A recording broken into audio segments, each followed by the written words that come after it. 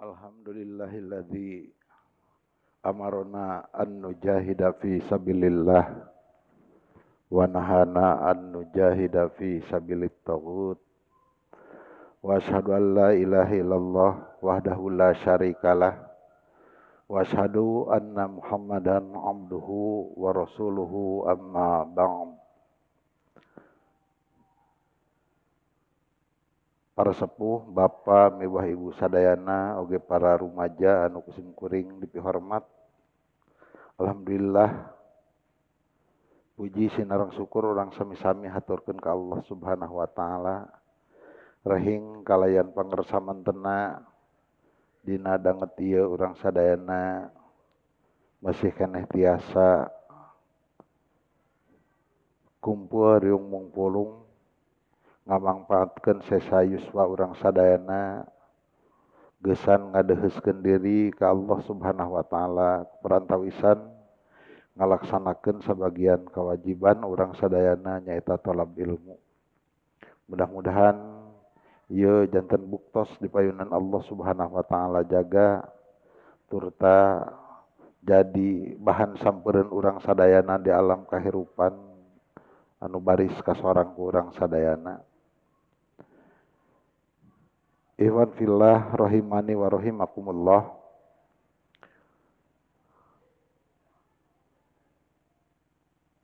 Tipayun kantos dibahas kusim kuring perkawis dakwah Rasulullah SAW dina fase jahriyah, dina fase dakwah secara terang-terangan. Anu janten ciri janten tanda titik panginditan dakwah Rasulullah SAW secara terang-terangan nyaeta kulungsurna dua wahyu ti Allah Subhanahu wa taala nyaeta anu kahiji surat Al-Hijr ayat ke-84, anu kadua nyaeta surat Asy-Syu'ara ayat ke-214. Nalika Allah Subhanahu wa taala ngalungsurkeun ieu ayat ka Rasulullah sallallahu A'udzubillahi minasyaitonirrajim. Fasda bima tu'mar wa a'rid 'anil musyrikin inna kafaina kal mustahziin. Jeung prak geura tepikeun ku hidup Muhammad secara terang-terangan naon perkara anu geus diparentahkeun ku kami ka hidup sarta hidup kudu ngabalieur ti jalma-jalma anu musyrik. Saestuna kami geus miara hidup tina kajahatan jalma-jalma anu ngageuh-geuhkeun hidup. Ayat anu kadua warga sadayana nyaeta wa anzir asyiratakal aqrabin. Jeung prak ku hidup geura pepelingan, geura geuing dulur-dulur hidup anu dareuheus. Wahfid janahaka limanit taba'aka minal mu'minin. Sarta hidup sing leah hate, sing leuleus hate, sing handap asor nyang hareupan jalma-jalma anu naluturkeun ka hidup ti kalangan jalma anu iman. Fa in asauka faqul inni bari'um mimma ta'malun. Jeung lamun seugmah maranehanana daroraka maraksiat ka anjeun maka ok ucapkeun ku hidup saestuna kaula lulubaran tina naon perkara anu dipilampah ku aranjeun. Ikhwatu iman rahimakumullah, tipayun kantos diuningakeun wirahing sabada Rasulullah SAW nampi wahyu anu ieu anu dua ieu maka Rasulullah SAW ngayakeun gempungan anu kahiji di mumunggang Gunung Sofa. Harita diuningakeun kusim kuring Rasulullah naik ke puncak gunung teras dinalika waktu sanjing-anjing Rasulullah ngagero saubahahu gitu. Anu saterasna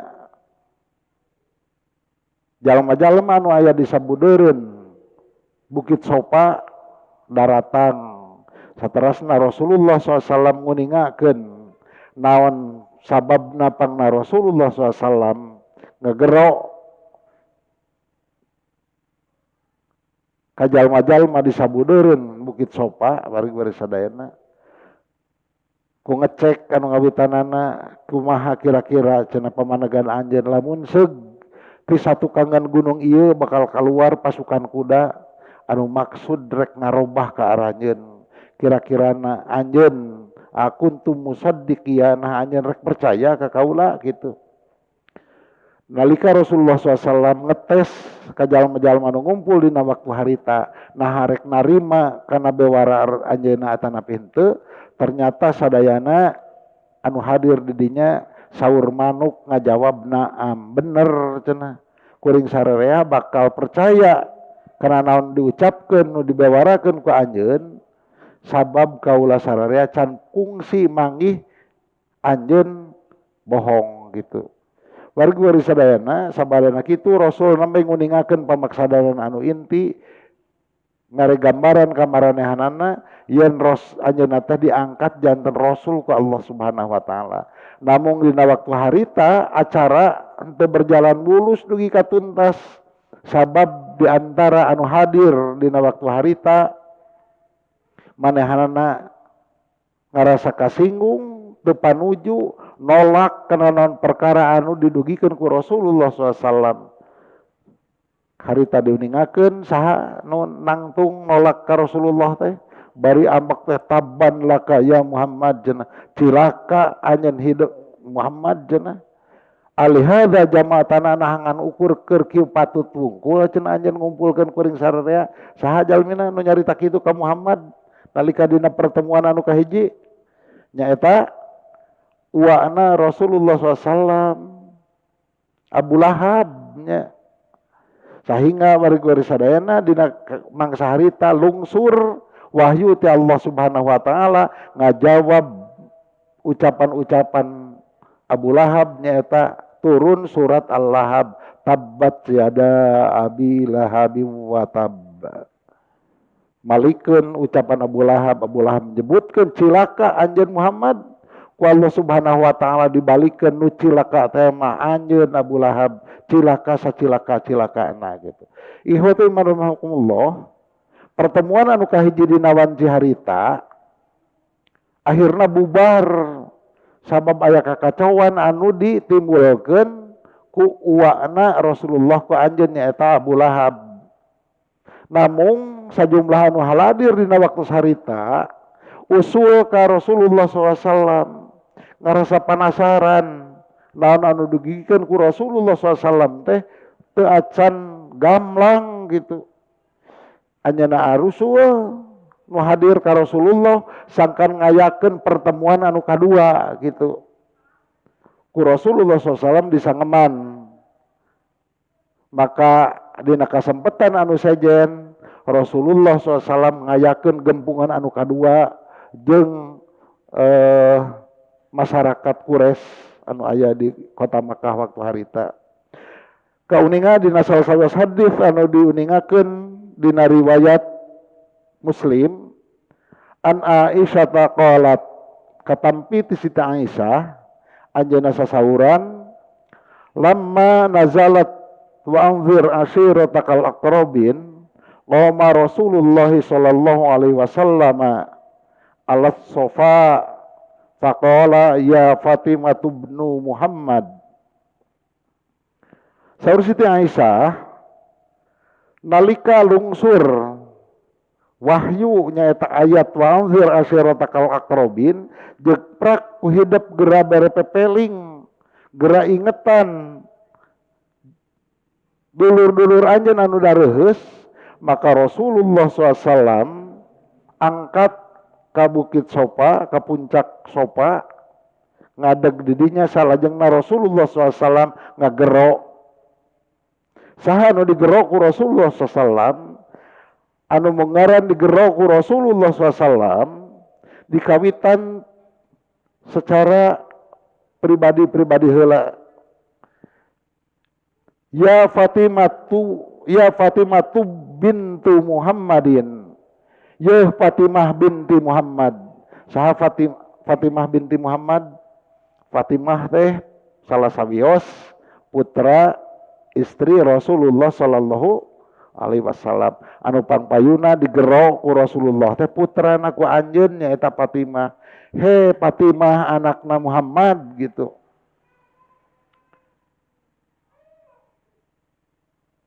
Ya Safiyatu bintu Abdul Muttalib. Anu kadua anu digero ku Muhammad sallallahu alaihi wasallam nyaeta Safiyah bintu Abdul Muttalib.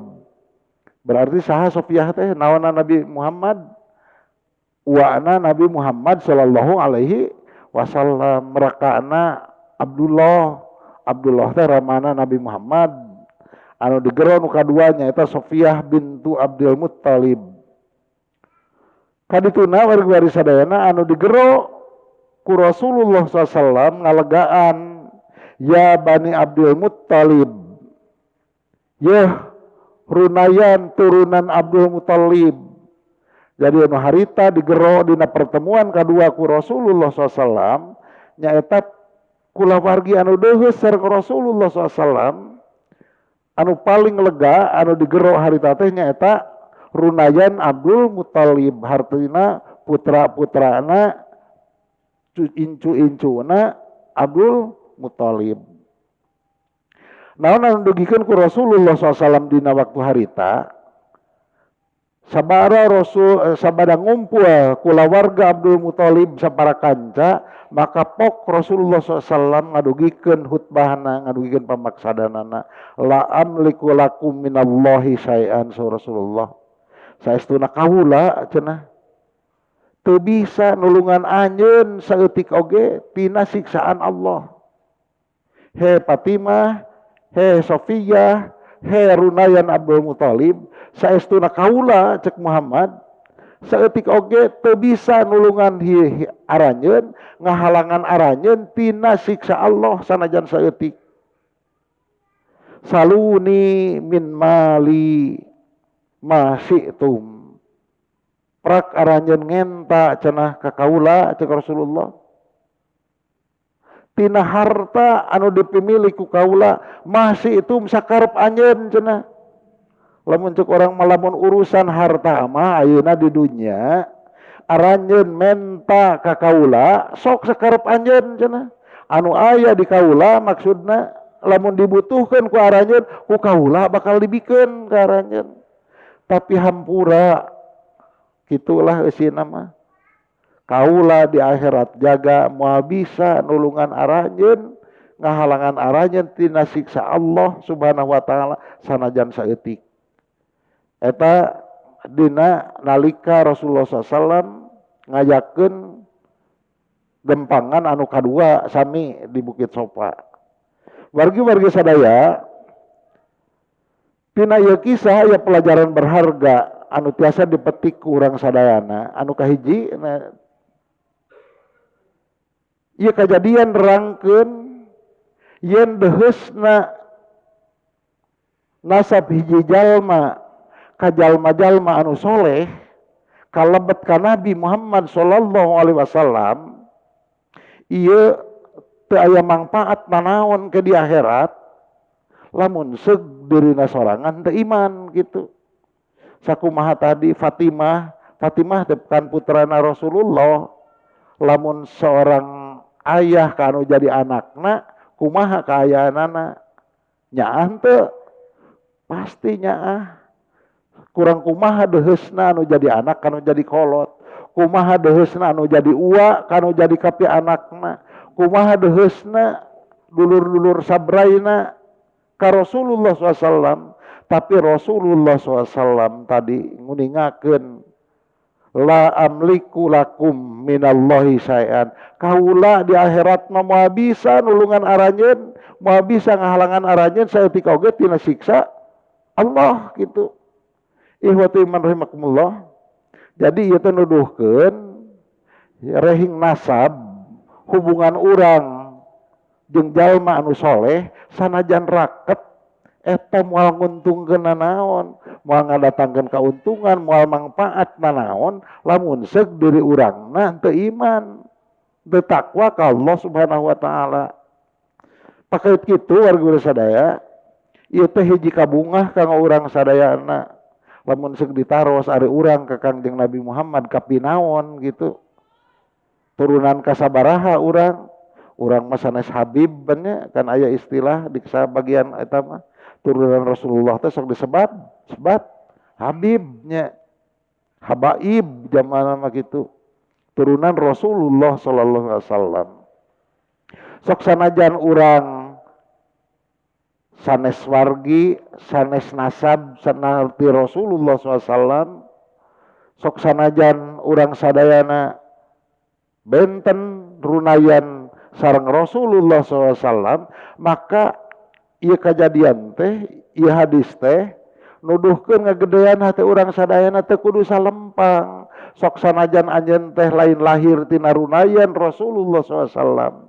Sabab sanajan jalma lahir tina runayan nasab Rasulullah SAW, ia nuduhkeun tadi ke Rasulullah putrana ku anjeun, Rasul nyebatkeun moal bisa nulungan gitu.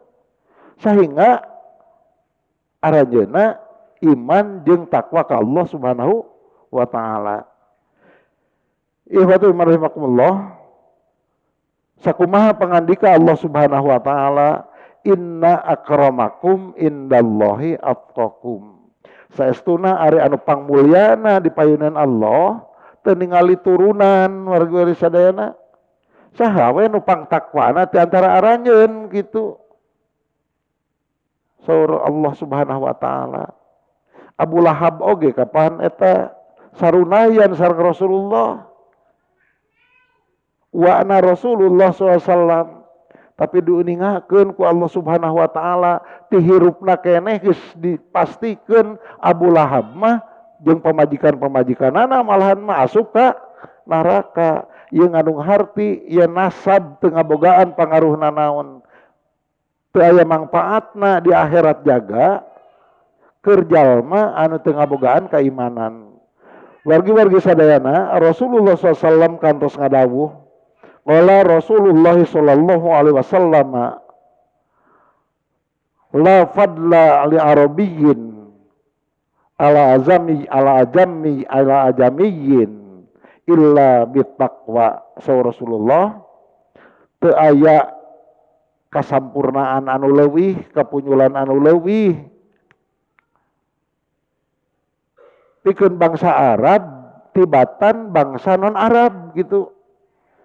Kajaba katakwaanana ngandung harti Arab teh henteu jadi jaminan, runayan Rasulullah teh jadi jaminan bakal salamet di akhirat jaga.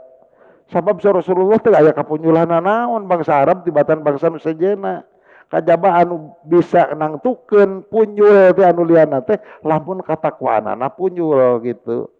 Ngandung harti teu kabeungkeut ku nasab, teu kabeungkeut ku bangsa gitu nyoba. Wargi-wargi sadayana sakumaha dawuh Rasulullah SAW ka Fatimah, la ugni anki minallahi syai'an. Fatimah teu aya kakawasaan naon moal bisa aman nulungan hidup, ngahalangan hidup tina siksa Allah sanajan saeutik ieu kaputarana ka anjeun. Lamun ka Fatimah wae Rasulullah moal tiasa nulungan, lamun Fatimah teu iman komo lamun kanu lairna penten nya ka dulur lair ka dieu nasab ka sabaraha puluh gitu, komo ka anu lain nasab Rasulullah sallallahu alaihi wasallam ka urang sadayana. Ihwatu rahimakumullah, namun urang sadayana diparentahkeun ari hormatna katurunan Rasulullah dugi ka iraha oge. Sing saha jalma anu manehna teh nya turunan Rasulullah sallallahu, maka urang wajib hormat. Urang wajib micinta wargi-wargi sadayana. Kan anu jadi pasualan urang sadayana ulah kaleulewihi teu meunang gitu urang sadayana kultus sanajan ka rundayan Rasulullah sallallahu alaihi wasallam. Sabab sa Rasulullah teu aya kapunyulanna naon, anu ngabedakeun mah takwana. Ngisi runayan Rasulullah SAW ari bontongor mah tunggul di parut jatang dirumpak itu wargi sadaya moal beda we ti saha tadi teh Abu Lahab gitunya wargi sadayana salajengna Rasulullah SAW sabada ngadawuh la amliku lakum minallahi syai'an kaula teu bisa nulungan anjeun teu bisa ngahalangan anjeun saeutik oge tina siksa Allah. Nabi saterasna ngadugikeun saluni min mali masyitum sok lamun rek menta mah ka kaula anjeun menta harta kaula sakahayang anjeun cenah. Maksad mah naon nu aya di anjeunna lamun disuhunkeun ku putrana ku kulawargana ku Rasulullah SAW baris dipasihkeun. Dina ieu hal Rasulullah sallallahu alaihi wasallam mere pengertian ka urang sadayana ngeunaan bedana antara kahirupan dunia dan kahirupan akhirat gitu. Jadi saya Rasulullah saluni sok cenah penta ka kaula min mali tina harta kaula masih tum sakahayang anjeun. Itu mere pelajaran ka urang sadayana yen manusia hirup di dunia mah bisa bae silih bantu silih bere gitu. Malah Rasulullah SAW meningakeun aya bubutuh masuk, butuh beas, butuh gula, butuh cengek, butuh naon deh. Bubutuh hirup lah gitu. Salila aya di kaula sok penta di dunia mah gitu. Moal burung dibikeun. Ihwatul rahimakumullah tapi nalika anjeun boga bubutuh ka kaula di akhirat anjeun moal bisa ditulungan ku kaula lamun anjeun teu iman gitu. Kalebet urang sadayana urang kaputra gitu Bu tanya Ibu naon anu diulahkeun ku urang nu aya di urang lamun dipibutuh ku anak bari bener ke bubutuhna teh naon nu bakal diulahkeun ku urang budak hayang sakola geus puguh butuh modal keur sakola nu aya di urang dibikeun budak hayang motor asal keur dina kahadean dipangmeulikeun bari sadayana tah di dunia mah kitu tapi engke di akhirat urang sakumaha panguningan Rasulullah SAW di akhirat mah bisa sanajan sakumahanya ahana kanu jadi pamajikan, sanajan sakumahanya ahana kanu jadi anak, urang moal bisa nulungan, moal bisa ngahalangan tina siksa Allah sanajan saeutik. Tadi pelajaran ti Rasulullah bedana akhirat jeung dunia teh kitu, di dunia mah urang bisa silih bantu, di akhirat mah moal. Sabab Allah bakal ningali teh karena katakwaan masing-masing. Karena amal masing-masing di antara orang sararea. Ihwatu iman rahimakumullah. Tas saterasna aya riwayat diuningakeun katampi ti Abu Hurairah. Qala Abu Hurairah kantos ngadawuh. Lamma nazalat wa anzir ashiratakal aqrabin nalika turun ayat wa anzir asyiratakal aqrabin anu tadi teh ya. Da'a Rasulullah sallallahu alaihi wasallam Quraisyan. Rasulullah SAW ngulem kaum Quraisy tayina ngalegaan. Tadi mah anu diulem tadi runayan saya tadi runayan Abdul Muthalib. Dina hadis ieu mah diuningakeun dakwah secara jahriyah Rasulullah SAW ngulem kaum Quraisy. Lamun ngulem kaum Quraisy tang Rasul diulem sanes sakedik gitunya. Fajtama'u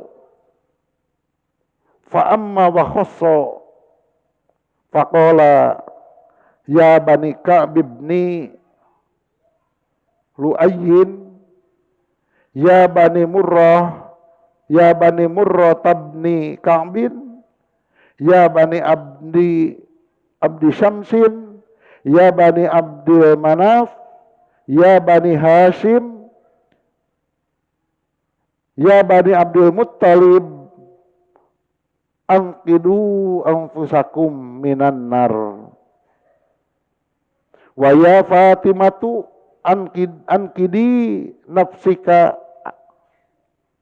ankidi nafsiki minan nar.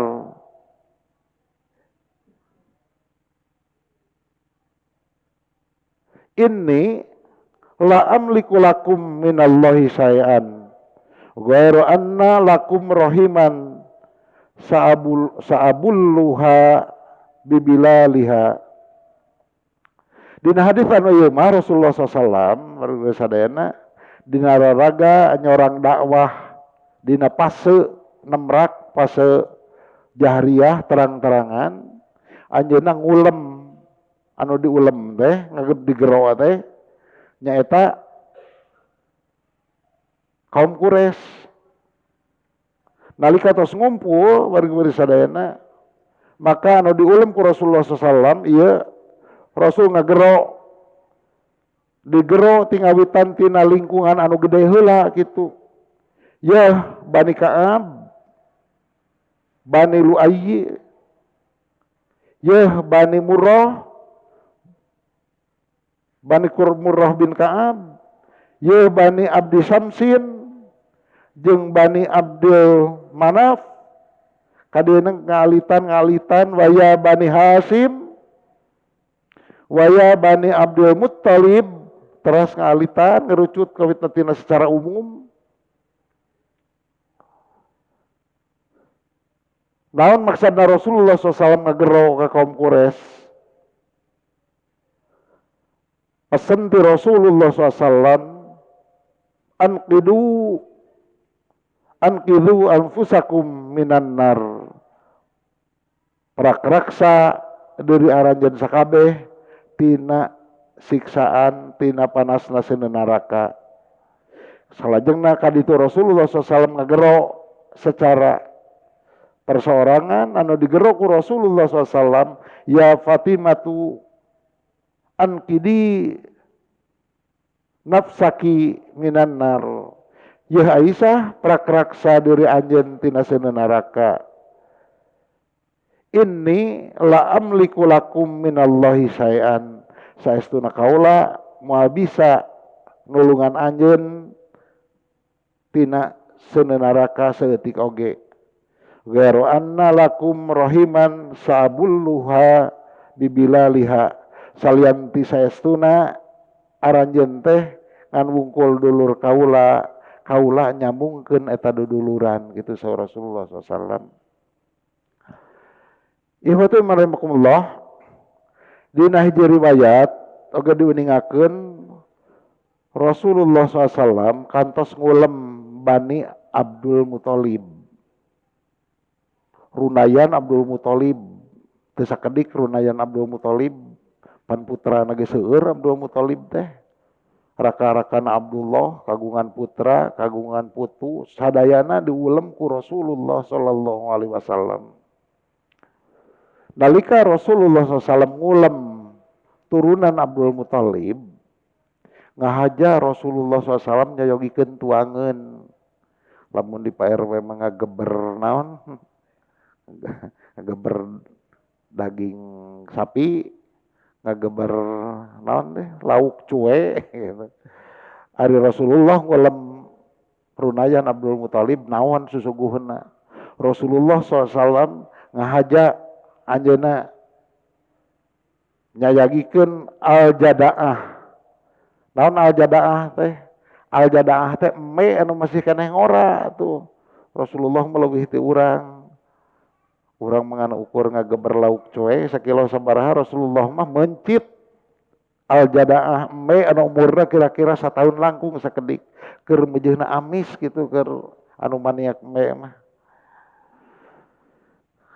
digeber berenang di sate tanya digule wah kabayang kumaha ngahiliwirna. Runayan Abdul Muthalib sadayana ngempel bari sadayana ngarangse kumaha angse sate mata kabita geus kumerot meureun nalika ngumpul teh aduh girinyih teh gitu. Warga sadayana saterasna saatosna tuangan tos disiapkan ku Rasulullah SAW fakalu hatta syabi'u maka turunayan Abdul Muthalib sadayana teh aya nu kalangkung tuang sakebekna dugi ka warareg mun kamari mah dugi ka 17 sewang beureun sate di kaler warareg dugi ka leuneng gitu sakebekna ku Rasulullah teu aya anu di alas teu aya nu tuang sakieu teu aya nu tuang sakieu anu ancin sadayana sakebekna gitu warga sadayana hatta sabiu dugi ka aranjeunna teh ngaraos wareg sadayana saur Ali bin Abi Thalib wa baqiyat ta'amu kama huwa ka'annahu lam yumas tapi sabada runayan Abdul Muthalib taruang dugi ka wareg eta tuangan anu disuguhkeun ku Rasulullah SAW teh anger we siga mimiti nalika nyuguhkeun anjeunna seolah-olah eta tuangan teh teu katoel-toel acan gitu bala kecerakan sakebekna samemena dugi ka warareg sadayana saur Ali bin Abi Thalib ternyata tuangan anu disuguhkeun ku Rasulullah teh nyesa sesana sakumaha lamun urang mah satamruan dituang ku sadayana pasti nyesana ge meureunan langkung sakediknya tibatan anu disuguhkeun ngabitan saur Ali bin Abi Thalib tah aya hiji keanehan nalika dituang ku runayan Abdul Muthalib eta sate gule anu disaogikeun ku Rasulullah teh dugi ka warareg teh ternyata susuguh Rasulullah teh anger we siga ngawitan gitu lamun kawitan nyuguhan 10 piring anger keneh meureun 10 piring gitulah eta nama lamun non secara naon anu pikahartoseun ku urang mah fasaribu hatta rawau wa baqiya syarabu ka'annahu lam yumas teras leuteunana di anu disaogikeun ku Rasulullah teh rupi-rupi reueteun anu raraos anu marewah we dina waktu harita mah ku Rasulullah dikubrakeun sok taruang leueut samemena maka kula warga Abdul Muthalib sadayana taruang tos wareg tuang ngalaleueut sawaregna saur Ali bin Abi Thalib nya kitu keneh nyesa sakumaha sesana teh susuguh anu awal gitu seolah-olah eta tuangan teu katoel leueutun oge teu katoel tuangan teu seolah-olah teu dituang leueutun seolah-olah teu dileueut masih kena utuh we kitu wargi-wargi sadayana saatos warareg kula warga Abdul Muthalib maka pok Rasulullah SAW ngadawuh kasadayana wargina tirunayan Abdul Muthalib saur Rasulullah ya bani Abdul Muthalib hei turunan Abdul Muthalib anak-anak incu Abdul Muthalib inni bu'itsu lakum khosotan wa ilan nasi amatan saur Rasulullah saestuna kaula teh cenah ieu teh diutus secara khusus ka aranjeun cenah jeung secara umumna ka manusia secara umum ka manusia sakabehna wa qad ra'aitum min hadhil ayati ma ra'aitum sarta aranjeun cenah geus nyakseni kajadian anu bieu sakumaha tanda-tanda mujizat anu kasaksian ku anjeun gitu fa ayyukum yubayyi'uni ala an yakuna akhi wa sahibi so Rasulullah tah aranjeun geus nyaksian cenah mujizat anu bieu aranjeun dahar sakebekna aranjeun nginum sakebekna ternyata tuangeun anger teu cecel teu boncel leueteun oge anger eta teh hiji tanda mukjizat. Tak anjeun geus nyaksian kitu saha kira-kirana cek Rasulullah sallam di antara aranjeun anu rek baiat rek sanggup siap jadi dulur kaula jadi sobat kaula cek Rasulullah.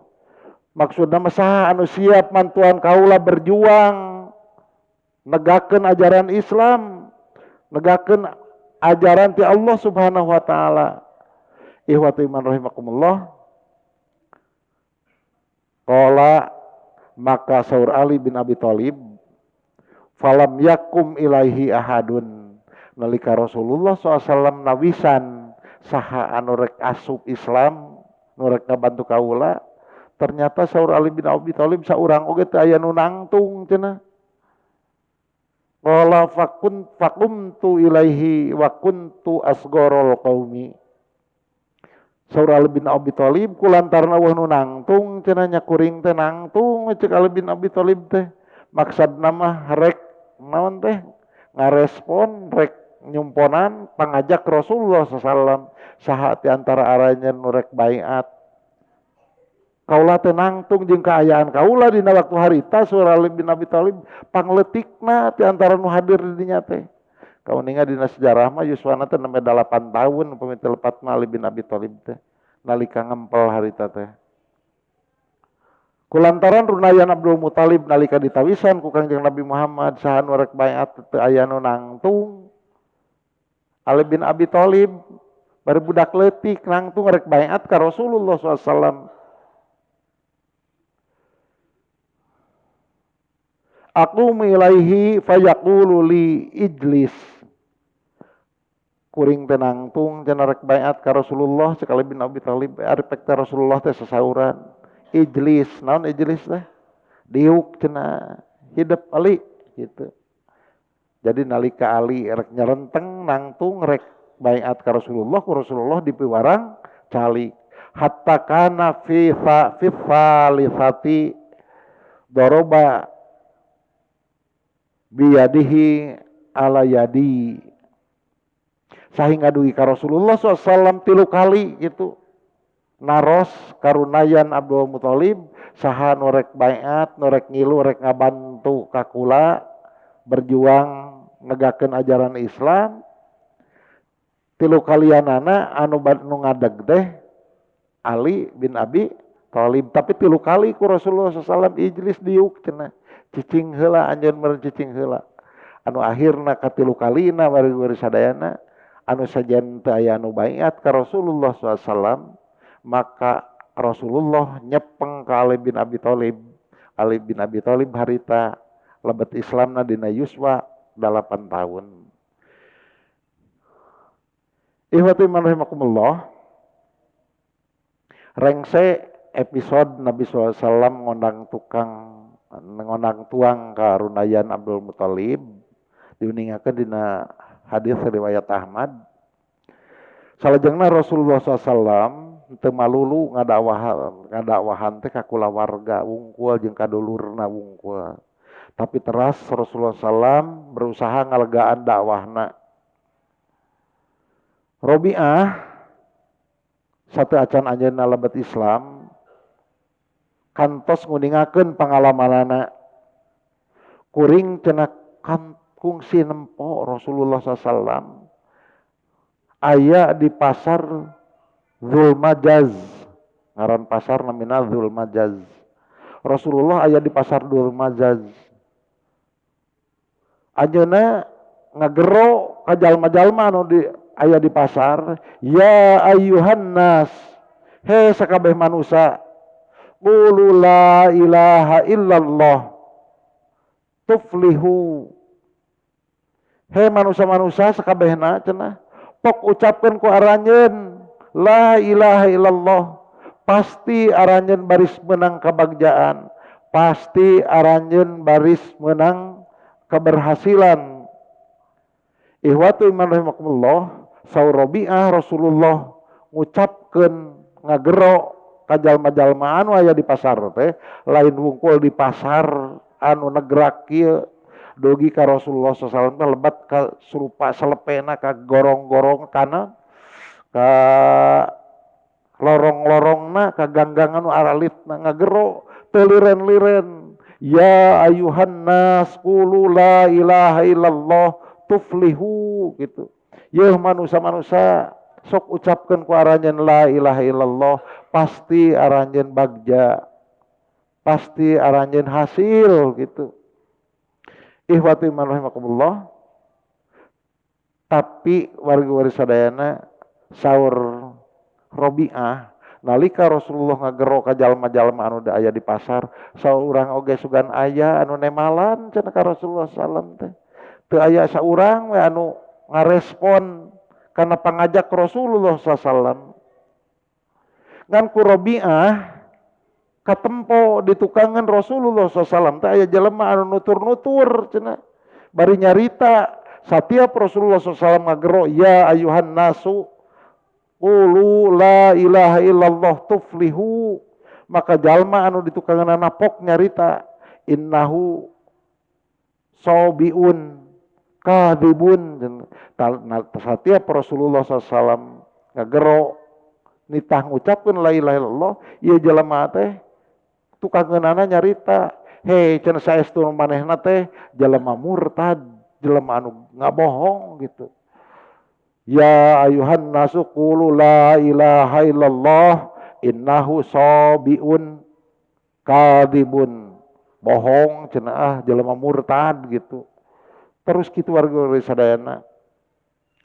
Maka akhirna Robi'ah ngarasa penasaran saha cenah eta jalma nu duaan teh anu ngajak nyari ngucapkeun la ilaha illallah saha jeung anu nuturkeun di tukangeunana saha.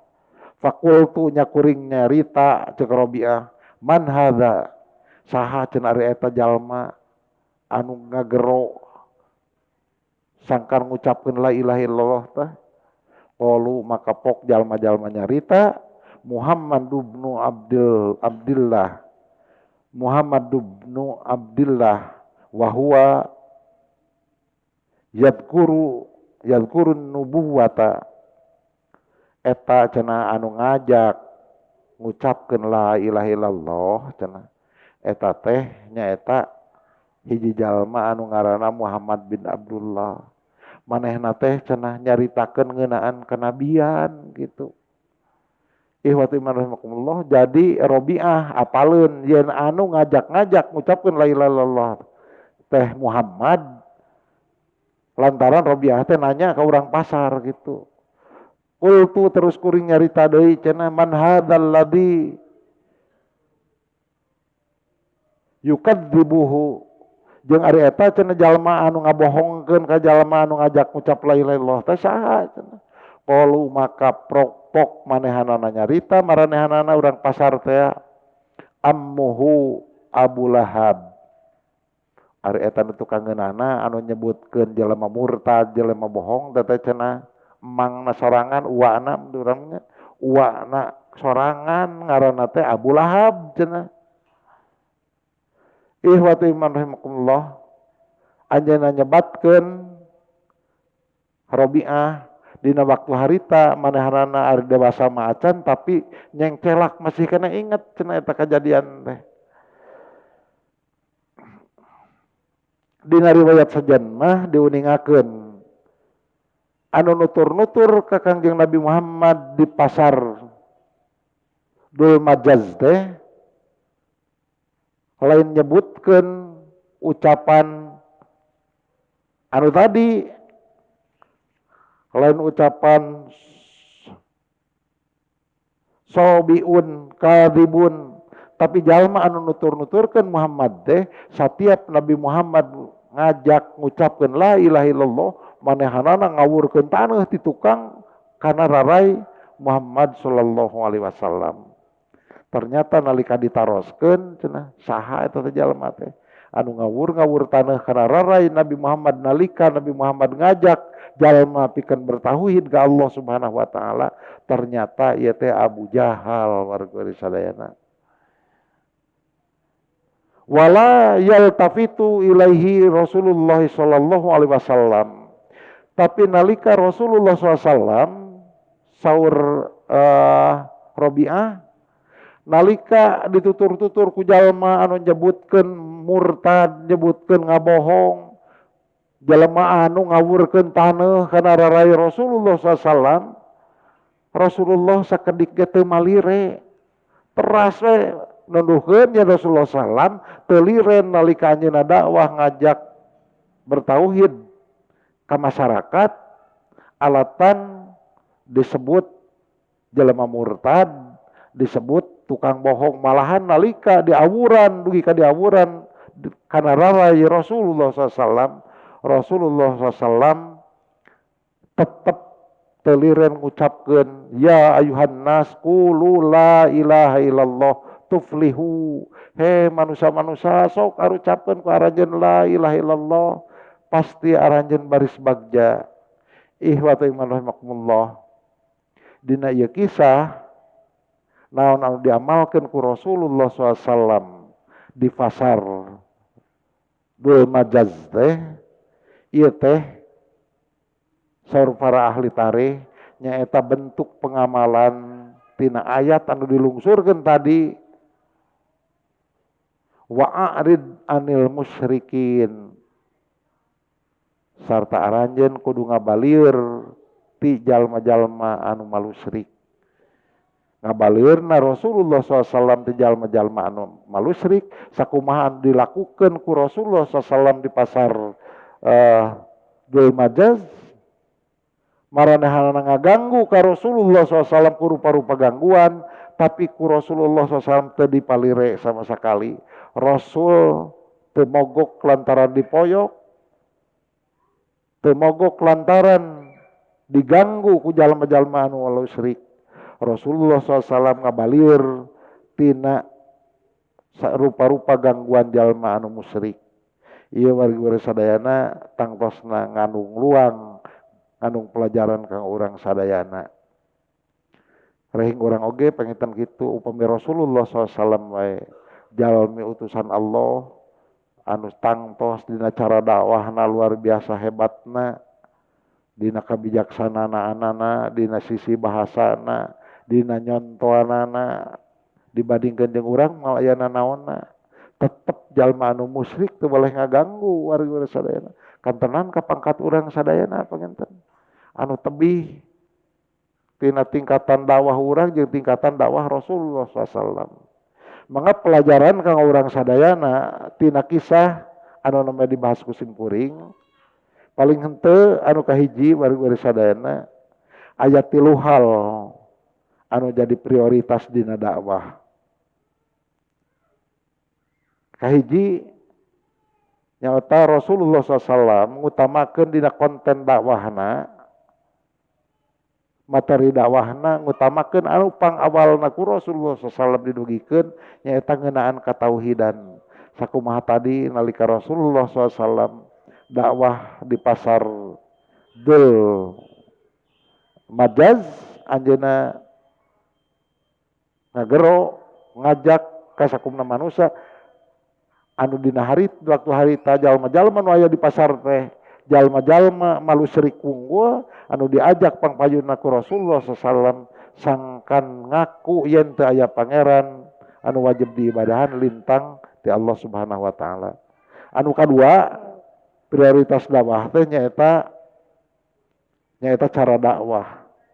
Anu diutamakeun ku Rasulullah SAW nyaeta dakwah secara lantip bil hikmah wa mau'izatil hasanah. Sok sanajan sakali mangsa mah perlu dakwah dilaksanakeun dina naon ku cara keras gitu, tapi tangtu kerasna oge kudu sasuai, kudu napak luyu jeung norma agama.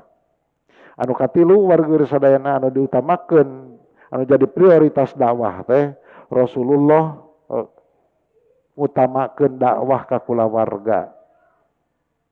Perlu dipahamkeun ku urang sadayana, rehing sadayana jalma ngabogaan hak pikeun didakwahan, tapi kulawarga boga hak anu leuwih gede tibatan anu sejenna. Naon sababna? Sabab urang sadayana ku Allah Subhanahu wa taala diparentah dina Al-Qur'an ku anfusakum wa ahlikum naro. Nuduhkeun ngadawahan kulawarga ieu leuwih utama tibatan ngadawahan di luar kulawarga urang sadayana. Warga urang sadayana tangtuna ngutamakeun dakwah ka kulawarga nu dipimaksad ulah siga paribasa Sunda cul dog-dog tinggal igel gitu. Utamina kanggo para pendakwah, para ustad, para mubalig panginten. Pirang-pirang warga-warga sadayana sibuk teuing ngadawahan keluar nepi kacul kulawarga teu sagedik gitu. Dakwah kali itu ka dieu angkat subuh, mulih wengi, panggih jeung budak teh keur tibra we tiap poe teh kitu. Maka ieu numutkeun Rasulullah sallallahu kurang pas sabab Rasulullah sallallahu leuwih ngutamakeun dakwah ka kulawarga.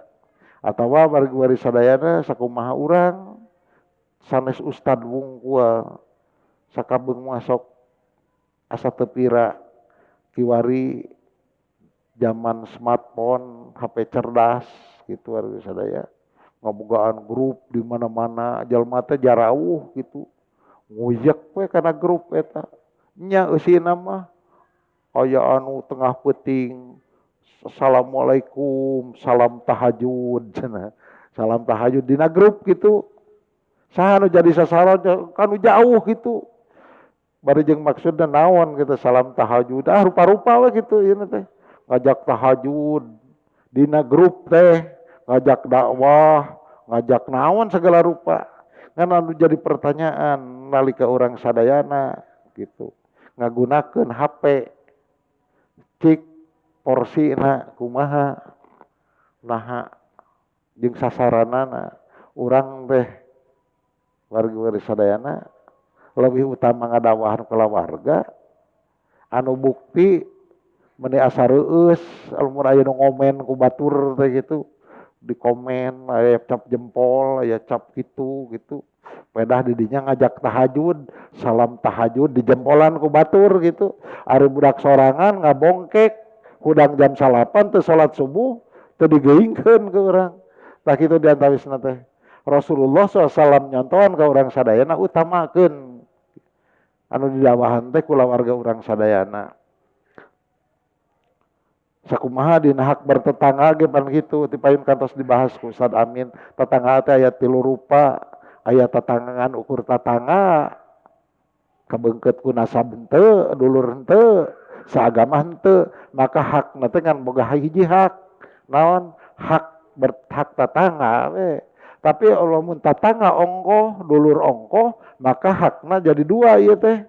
Hak tetangga, hak salaku dulur gitu.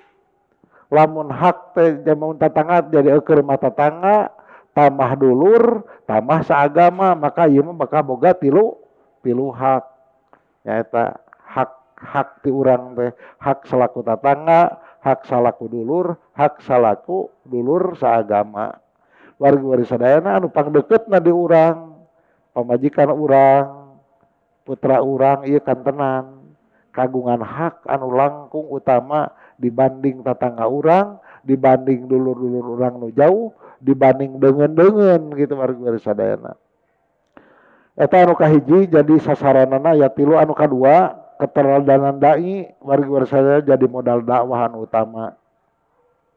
Anu mana nalika Rasulullah SAW ngawitan ngajak dakwah ke urang Quraisy secara terang-terangan Rasulullah SAW naros kanu haladir aro'aitum in akhbartukum inna khailan takhruju min safi hadzal jabal turidu an tugiru alaikum akuntum musaddiqiya. Rasul naros nah anjeun rek percaya cenah lamun kaula nyebutkeun ti tukangan ieu gunung bakal keluar pasukan kuda. Maka maranehanana ngajawab percaya. Naon anu jadi sabab warga sadayana Rasulullah SAW ngabogaan modal ti sateu acana anjeunna jadi rasul nyaeta anjeunna ngabogaan modal jadi jalma anu jujur teu pernah bohong. Maka dina dakwah salah sahiji modal kanggo dai, kanggo mubalig, kanggo urang sadayana warga sadayana sabab dakwah teh tugas sararea nyaeta diantarana sakumaha Rasulullah mah secara lengkapna nya jujur ongkoh, amanah ongkoh, fatonah ongkoh, cerdas, serta tablik ngadugikeun secara proporsional, cahe dina cara komunikasina. Anu katilu warga sadayana pelajaran tina ieu nyaeta dakwah bilhal leuwih gampil ditarimana. Rasulullah SAW rupiah anu didakwahkeun ku Rasulullah SAW diandel ku anu jadi naon objek dakwah sabab Rasulullah SAW anu didakwahkeunna langkung dipayun ku Rasulullah SAW diamalkeun gitu. Kalebet urang sadayana panginten diusahakeun urang sadayana sateu acan ngadakwahan anu sanes maka langkung saya urang sadayana ngadakwahan diri urang pribadi.